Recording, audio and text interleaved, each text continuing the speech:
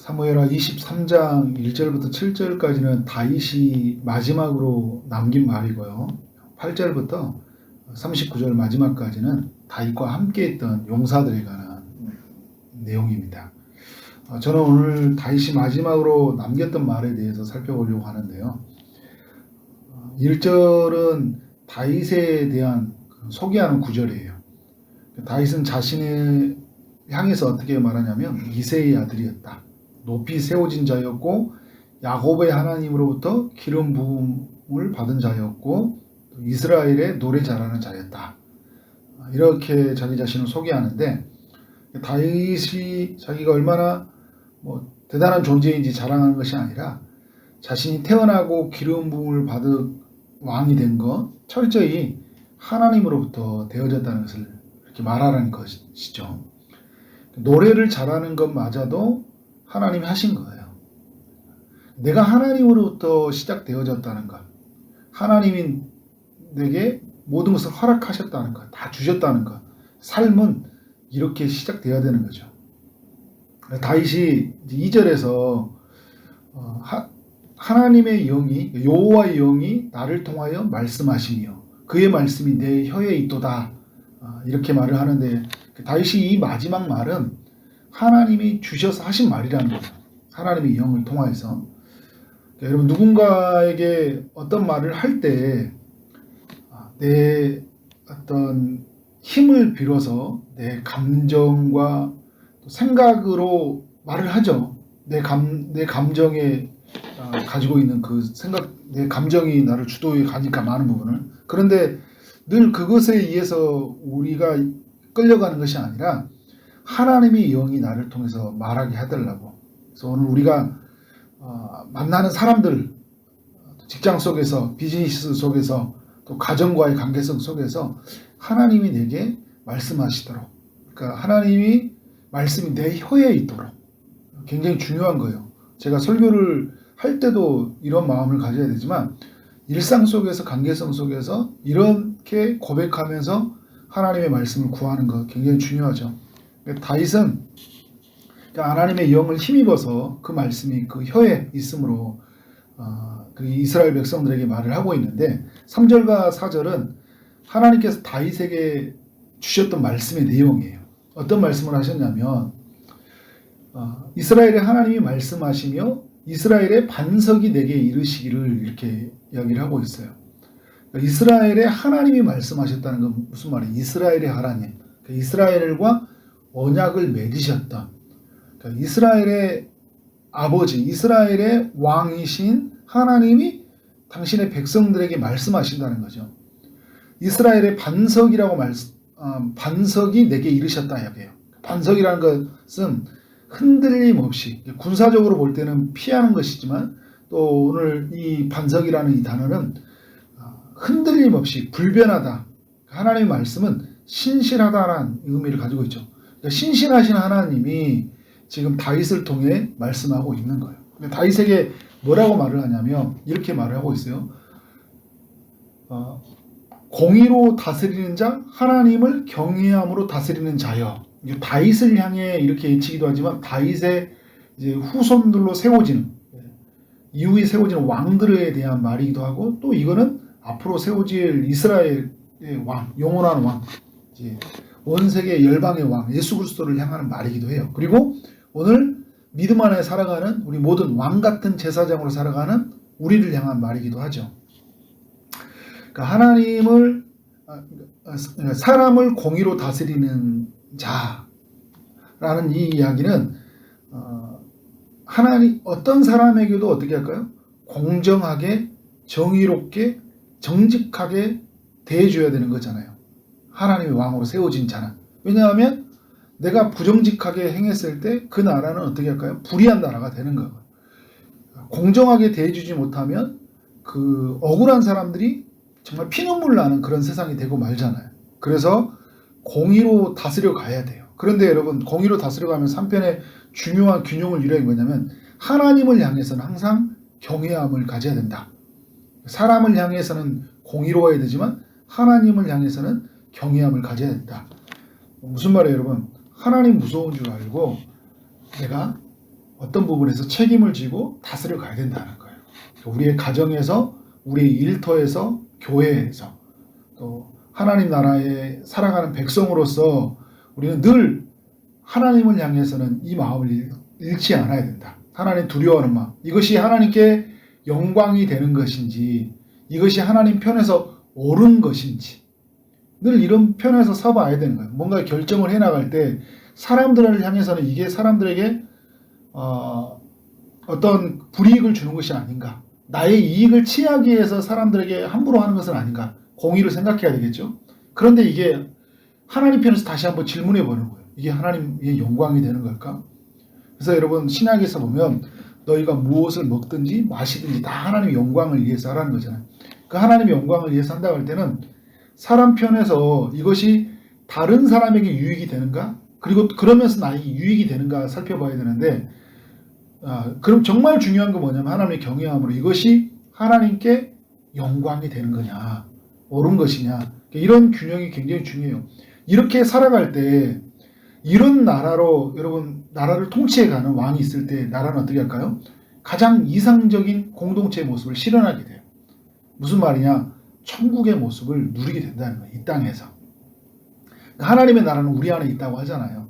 하나님의 나라가 어떻게 우리 안에서 이것이 더욱 충만하게 나타나냐면, 사람을 향해서 공의롭게, 하나님을 향해서는 경외함으로 나아갈 때 우리 안에서 이 하나님의 나라가 온전히 이루어지는 것을 또 구약에서 그림으로 보여주고 있는 것이죠. 우리가 이제 공의로 다스려가고 하나님을 경외함으로 다스려 나갈 때, 그러니까 이스라엘에 세워지는 왕이 이렇게 해나갈 때, 또 오늘 우리가 해나갈 때 나타나는 일이 뭐냐, 4절에 보면 그는 돋는 해 아침 빛 같고, 그러니까 그렇게 세워진 왕을 통해서 나라는 어떤 모습으로 변하게 되냐면 돋는 해 아침 빛 같다는 거예요. 아침 해가 비칠 때 얼마나 여러분 찬란하게 빛을 비춰요. 그러면 뭐가 사라져요? 어두움이 사라지잖아요. 그리고 구름 없는 아침 같다. 그것은 어떻게 해요? 구름으로 빛을 가렸는데 구름이 없어지면서 빛이 이 세상 가운데 환하게 비쳐 드러나는 거잖아요. 그래서 어두움의 삶의 근심과 두려움들이 사라져가는 그런 세상을 맞이하게 되는 거예요. 비 내린 후의 광선으로 땅에서 옴이 돋는 샘불같이 같으니라. 온전한 회복이 일어난다는 거예요. 번성이 일어나고 회복이 일어나고 축복이 갖게 된다. 모든 싹이 다시 돋아나서 그 열매가 맺혀지는 그런 풍성한 때를 맞이하게 된다는 것을 말해주고 있어요. 한 나라에 세워진 왕이 이렇게 통치해 갈 때 이 나라, 이렇게 나라는 변하게 될 것이다. 그러니까 오늘 우리가 믿음 안에 된 그리스도의 안에 있는 백성들이 각각의 영역에서 하나님의 이 통치의 방식, 공의롭게 또 하나님을 경외함으로 나아갈 때 이러한 회복과 이러한 번성과 이런 축복이 가정 속에, 일터 속에, 우리 교회 속에 일어난다는 거예요. 여러분, 놀라운 일이죠. 근데 여러분, 이게 누구를 향한 말이라기도 하겠어요? 바로 예수 그리스도를 향하는 말이기도 해요. 이게 또 구약은 이제 신약을 알려주는 그림이니까 모형이잖아요. 예수 그리스도는 어떤 분이셨어요? 이 땅에 오실 때 공의로우신 분이셨잖아요. 그리고 하나님을 경외하신 분이에요. 예수 그리스도는 늘 성령과 함께 하셨고 하나님의 뜻으로 살으셨어요. 하나님의 뜻을 벗어난 적이 한 번도 없어요. 성령을 통하여 일하지 않은 적이 한 번도 없어요. 하나님은 언제나 성령으로 함께 하셨고 하나님의 뜻을 따라 사셨어요. 하나님의 뜻을 따라 사신 것을 보면 그의 삶 속에서 공의롭고 하나님을 향해서는 언제나 경외하셨다. 그래서 예수님으로 인해서 이 4절의 역사가 일어나는 거잖아요. 돋는 해의 아침 빛같이 우리의 삶의 찬란한 아침을 맞이하게 해준 거잖아요. 그리고 구름 없는 아침을 맞이하게 해줬고, 그래서 우리의 삶에 빛이 맺고, 그리고 그 돋는 샘불처럼 성령 안에서 새로운 열매를 맺게 하셨잖아요. 성령님을 보내셔서 새롭게 몸이 돋아나는 그런 회복과 삶의 소생을 우리 가운데 경험하게 하셨잖아요. 이런 우리는 예수 그리스도를 믿는 자로서 이런 은혜를 경험한 사람들이에요. 그럼 여러분, 우리는 어떻게 살아야 돼요? 3절과 4절에 말했던 공의롭게 하나님을 경외함으로, 이것을, 이 균형을 놓치지 않고 살아가야 된다는 거예요. 자, 5절과 6절에 보면 이런 이야기를 하고 있어요. 내 집이 하나님 앞에 이같이 아니하냐. 그러니까 다윗으로 세워진 집, 그러니까 하나님의 집이죠. 이와 같은 집이라는 거예요. 근데 하나님이 어떤 일을 하시냐면 자신의 백성과 나와 더불어 영원한 언약을 세우사 만사에 구비하게 하고 견고하게 하셨으니 나의 모든 구원과 나의 모든 소원을 어찌 이루지 아니하시리라. 그러니까 하나님께서 다윗으로 말미암아 세워진 이 집 속에서 이 집에 거하게 되었는데, 이 집에 거하게 된 것이 바로 하나님과 영원한 언약을 통해 맺어졌잖아요. 다윗은 이런 언약을 맺어진 자로서 어떻게 사는 삶이 이루어지게 되는 거예요. 이제는 그의 삶의 구원과 소원이 다 이루어지게 되었다. 그렇기 때문에 나는 어떻게 살아간다는 거예요? 하나님이 알려주신 이 공의의 방식을 따라, 경외의 방식을 따라 살겠다는 거예요. 그러나 하나님의 백성들에게는 이러한 일들이 있지만 6절과 7절에서는 사악한 자는 하나님 앞에 어떤 일이 일어나냐면 버려질 것이다. 그래서 가시나무 같아서 손으로 잡을 수 없는데 7절에 그 철과 창자루를 가져야지만이 가시를 벗겨내야 살 수 있는 거잖아요. 그래서 그만큼 그를 쓸 수 없어가지고 하나님 어떻게 하시냐면 다 버려버리겠다는 거예요. 그래서 예수 믿는 사람들에게는, 하나님의 백성들에게서는 이런 새로운 삶의 역사가 일어나지만 하나님 언약 밖에 있는 사람들에게는 이렇게 버려지고 불살라진다는 것을 알려주고 있는 거예요. 그래서 여러분, 말씀을 다시 한번 정리해 가면 다윗의 삶은 하나님으로부터 시작이 되어졌어요. 성령에 지배되어서 자신과 자신이 세워질 그 왕과 후손들에게 말을 하고 있는 거예요. 하나님으로부터 세워진 왕은 사람을 향해서는 공의로워야 되고 하나님을 경외해야 된다. 그러면 돋는 해의 햇빛과 아침과 같고 그 구름 없는 아침 같고 비 내린 후에 강선으로 땅에서 우미 나는 새풀과 같은 세상을 맞이하게 될 것이다. 바로 하나님의 언약의 백성들에게는 이런 일이 일어날 것이고 언약 밖에 있는 사람들에게는 버려진 일이 있을 것이다. 우리는 바로 예수 그리스도로 말미암아 영원한 언약 가운데 들어간 사람이잖아요. 예수님이 우리를 대신해서 하나님과 언약을 맺어주셨어요. 그래서 우리는 하나님과 언약이 맺어진 자가 된 거예요. 우리는 어떻게 된 거예요? 우리를 통해 하나님은 이런 새로운 세상을 맞이하게 하셨어요. 이러한 은혜를 가지고 우리는 어떻게 살아가야 된다고요? 다시 강조하지만 공의롭게 사람을 향해서는, 하나님을 향해서는 경외함으로, 그렇게 우리의 가정이, 일터가, 우리의 삶, 우리 교회가, 우리 만나는 모든 사람 속에 일어나는 그런 사람들과의 관계성 속에서 이런 일이 일어난다는 거예요. 그렇게 살아가는 여러분 삶 되어지기를 주님의 이름으로 축원합니다. 아멘.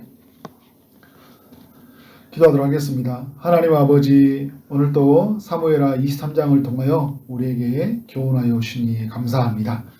하나님, 모든 것이 하나님으로부터 시작되어졌음을 믿습니다. 우리가 하나님 백성이 된 것, 왕같은 제사장으로 살아갈 수 있는 것은 하나님의 우리를 향한 축복이었고 계획이었음을 믿습니다. 주님, 주께서 주시는 이 은혜를 따라 살아가게 하시되 사람을 향해서는 공의롭게, 하나님을 향해서는 언제나 경외함으로 살아갈 수 있는 우리의 삶이 되게 하시고, 예수 그리스도로 말미암아 그 모든 것이 회복되어지고 그 모든 것에 축복이 임했던 것처럼 오늘 우리의 삶을 통해 가는 그 모든 것에 회복과 축복이 임할 수 있도록 역사하여 주옵소서. 주여, 우리를 사용하여 주옵소서. 오늘 우리를 통해 수많은 사람들이 하나님의 살아계심 앞에 초대되어서 그 영광을 볼 수 있도록 인도하여 주옵소서. 오늘도 주의 응답을 기다리는 이들에게 찾아가시고 은혜를 베풀어 주시길 원합니다. 육체의 아픔 중에 있는 성도님들에게 치료의 광선을 비춰 주시옵소서. 고쳐 주옵소서. 취업을 준비하고 결혼을 준비하고 임신을 준비하고 출산을 준비하는 모든 이들에게 은혜를 베풀어 주옵소서. 오늘 하루 만나는 모든 사람들에게 하나님의 사랑이 흘러가길 원합니다. 주어진 일 최선을 다해 일하게 하심으로 말미암아 하나님께 온전한 영광이 되게 하시고 우리 모두에게 큰 기쁨이 되는 하루 되게 하여 주옵소서. 오늘 드려지는 수요 예배 속에 하나님의 기름 부으심이, 성령의 충만하심이 있기를 소망하며 예수 그리스도 이름으로 기도를 쌓옵나이다. 아멘.